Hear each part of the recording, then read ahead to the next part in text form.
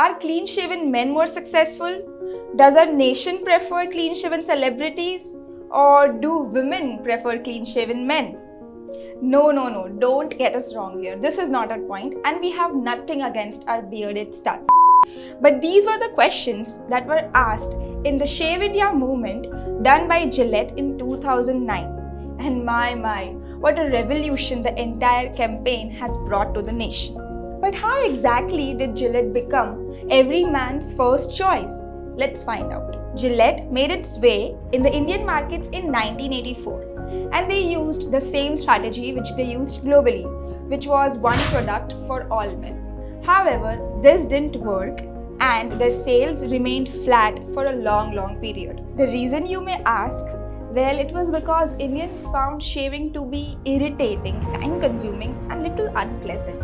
And also because the premium blades that Gillette had introduced, they were little out of budget for an average Indian man.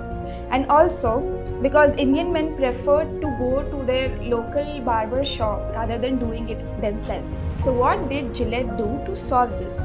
So they conducted a study on Indians studying at MIT and found out that Indian men have longer and thicker hair as compared to Americans. So they included a plastic piece that could slide down and unclog the razor and called this one the Vector. Vector was launched specially for the Indian audience, and yet it failed to impress its users in India. Gillette did the market research. So what exactly went wrong again? Well, the problem was that they didn't do the research in India. They reviewed a bunch of students in MIT, but they missed out on a very important insight on Indian shaving habits. Most Indian men shaved using a mug filled with water and also didn't have access to running water sometimes. So, unclogging the Vector razor wasn't possible at all. Like everyone should learn from their mistakes, Gillette learned from theirs and launched the revolutionary Gillette Guard after spending 3,000 hours with 1,000 customers in their homes. Now that's indeed some heavy primary research. The Gillette Guard consisted of a single blade, and that gave Indian men what they needed: safety. As if this wasn't enough already, they were selling their Gillette Guard at just ₹15, which won't even break the bank for an average Indian man. Soon enough, they started to account for 2 out of every 3 razor sales in India. But if they were selling at such low prices, how were they making profits? Well, here comes the masterstroke of Gillette, the razor blade model.